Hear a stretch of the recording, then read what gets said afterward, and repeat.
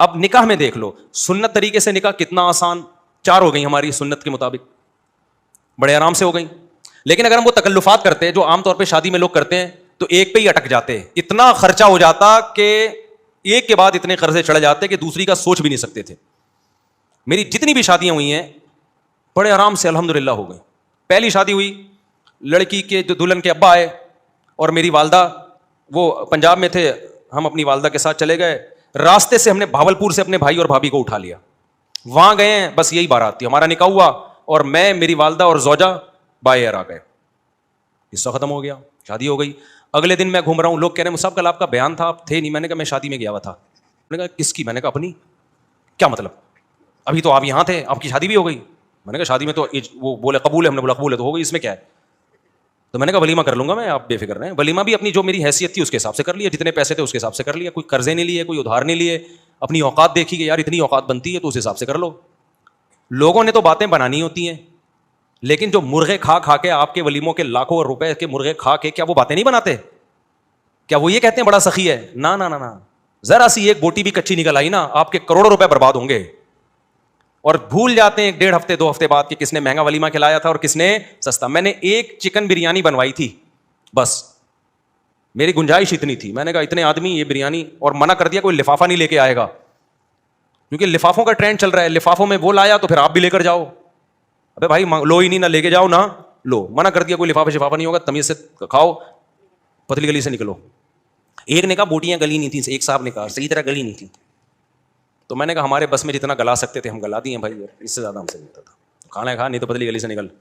تو پھر دوسری بھی ایسے ہی ہو گئی ہماری, وہاں بھی ایسے ہی ہوا. میں دوسری میں تو کوئی تھا ہی نہیں نا, وہ تو پکڑے جاتے تو پٹتے.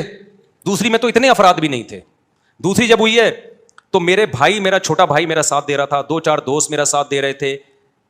جب نکاح کا ٹائم تھا یہ بھی بھاگ گئے, ہاتھ پاؤں ان کے کانپنے لگے. انہوں نے بولا پکڑے تو پٹیں گے ہم, شادی تم کر رہے ہو, پٹیں گے کون؟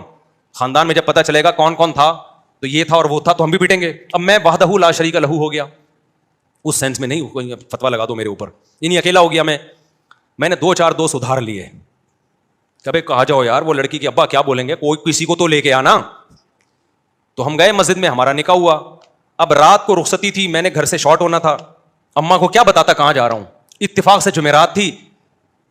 مدنی مسجد بہترین کام آتی ہے ایسے موقع پہ, ٹھیک ہے نا. میرا بچہ ماشاء اللہ, بیٹھ جاؤ بیٹا, بیٹھ جاؤ میرا بچہ. تو جمعرات کو بہترین آپشن تھا میرے پاس کہ جمعرات ہے بھائی. تو رخصتی میں بھی ہماری جو زوجہ, ان کے والدین تھے, ہم تھے, اور شاید ایک آدھ محلے پڑوس کی جن کو پتا تھا, بس وہی تھے. باقی جو ہمارے گھر والے تھے ان کے رشتے دار تھے. تو یہ ہمارا ہو گیا ولیمہ. 2 کمروں کا, 1 کمرے کا میں نے گھر لیا تھا, میری اوقات یہی تھی بھائی, اس سے زیادہ میری اوقات تھی نہیں. 1 کمرے کا گھر میں نے رینٹ پہ لیا, اس میں 1 کچن 1 واش روم, 2500 اس کا کرایہ تھا. میں نے بتا دیا سسرال کو فی الحال میری یہی اوقات ہے بھائی, اگر آپ نے بھیجنا ہے تو اسی میں رہ لیں, جب اللہ تھوڑا آمدن اچھی کر دے گا تو ذرا اچھا گھر لے لیں گے. ان کو بھی اللہ نے شعور دیا تھا, انہوں نے کہا بھائی اچھا رشتہ, ان کے خیال میں اچھا رشتہ تھا, چلو بھائی اللہ مدد, توکل کیا اللہ پہ, تو ہماری شادی ہو گئی. جیسے جیسے بچے ہوتے گئے اللہ تعالیٰ مالی وسعت بھی دیتا چلا جاتا ہے. دیکھو ایک بہترین مثال دوں آپ کو, جہاں درخت زیادہ ہوتے ہیں نا بارشیں وہیں ہوتی ہیں. کیا خیال ہے؟ درخت کھینچتے ہیں بادلوں کو. اگر کوئی کہے یہاں درخت بارشیں تو ہوتی نہیں, درخت کیسے لگے گا؟ ابے تو لگا تو بارشیں شروع ہو جائیں گی. اب کوئی خاتون کہے بھائی میری تو چھاتیوں میں دودھ ہے نہیں, میں بچے کو دودھ کیسے پلاؤں گی؟ ابے پیدا تو کر, دودھ بعد میں آئے گا. تو جو لوگ کہتے ہیں نا ہمارے پاس پیسے ہی نہیں ہے, شادی کیسے کریں, بچے کیسے پیدا کریں, او بھائی پیدا کرو گے تو آئیں گے. اللہ نے اس کا جو بچے کا رزق اپنے ذمے لیا ہے تو اس کے باپ ہی کو تو دے گا نا. ڈائریکٹ بچے کی تھوڑی جیب ہوتی ہے جس میں اللہ پیسے ڈالنا شروع کر دے. تو ہم نے اس فلسفے کو ہم جانتے تھے بھائی ابھی تو پیسے نہیں ہے, جب شادی ہوں گی بچے ہوں گے تو پیسے بھی کیا ہوں گے, آ جائیں گے. فی الحال 1 کمرے کا گھر میں کرائے پہ لے سکتا تھا, 1 کمرے کا گھر ہم نے لے لیا, جس کی میں دیوار میں نا کیل ٹھوکرا گھڑی لگا رہا تھا. تو مالک مکان پڑوس میں رہتی تھی, اس نے کہا دیواروں کا بیڑا غرق کر رہے ہیں. اس کو پتہ نہیں تھا مجھے آواز آ رہی ہے, مجھے ابھی تک یاد ہے, دیواروں کا بیڑا غرق کر رہے ہیں یہ لوگ. ویسے وہ میرا بڑا احترام کرتی تھی جی, مولانا صاحب ہیں, بڑا عزت دیتی تھی مجھے. وہ مالک مکان خاتون تھی, اللہ کرے کہ وہ حیات ہوں, اللہ ان کی عمر برکت دے, اور اگر انتقال ہو گیا تو اللہ مغفرت کرے. تو بڑا عزت دیتی تھی نا مجھے, مولوی صاحب ہیں ماشاء اللہ. ان کو نہیں میں نے بتایا تھا میری دوسری ہے, ورنہ کرائے پہ گھر ہی نہیں دیتے.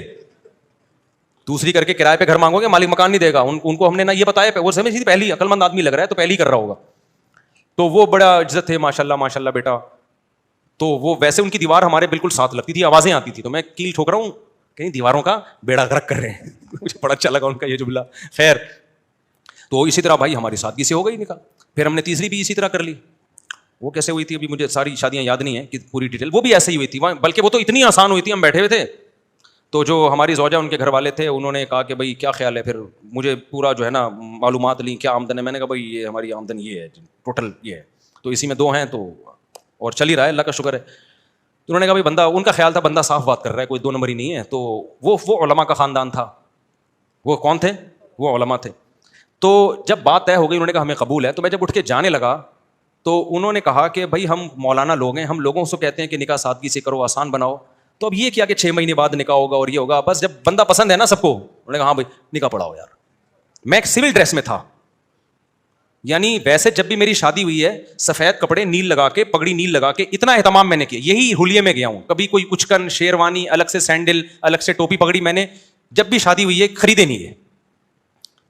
لیکن اس دفعہ تو میں اس ڈریس میں بھی نہیں تھا, تو انہوں نے کہا نکاح پڑھاؤ, میں نے کہا قبول ہے بھائی پڑھا دو یار, ہمیں تو مجھے تو بہت اچھا لگا یہ جملہ سن کے. تو پھر وہ ہوا کہ انہوں نے وہی مولوی صاحب ان کو بلایا, بھائی ادھر آؤ. اچھا وہ جن مولوی صاحب کو بلایا نا وہ بڑا دلچسپ واقعہ ہے.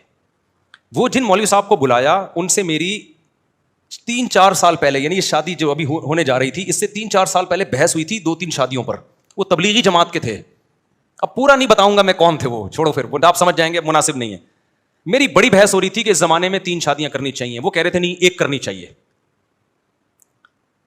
اس پہ بڑی ہماری نا 1 گھنٹہ ڈیبیٹ ہوئی کہ نہیں 2 نہیں کرنی چاہیے. کیا ہوا, فون کر کے جب بلایا نا تو وہی نکلے. ابے انہیں کہا تیری شادی ہو رہی ہے ہمارے ہی خاندان میں, ابے تو بڑا ہوشیار نکلا, ہمیں سمجھا رہا تھا اور ہمارے خاندان میں گھس گیا. پھر بڑا خوش ہوئے, بڑی شاباش دی, خیر نکاح پڑھایا انہوں نے. میں سمجھا پا رہا ہوں اپنی بات. تو ہر شادی ہماری اسی طرح ہوئی ہے. تو اس طرح سے 4 ہو سکتی ہیں جس طرح سے آپ لوگ کر سکتے ہو.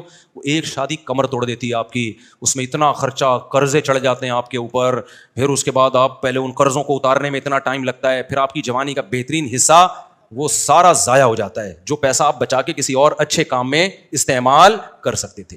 لوگ کہتے ہیں اچھا رشتہ نہیں ملتا ہمیں اس کے بغیر, اور بھائی بہت سے لوگ اچھے ہیں آپ کو فری میں بھی مل جائیں گے. وہ سمجھ رہے ہو کہ نہیں سمجھ رہے, یعنی اچھے خاندان کے لوگ ہیں جن کو اچھا بندہ چاہیے ہوتا ہے تو وہ مل جاتا ہے ان کو.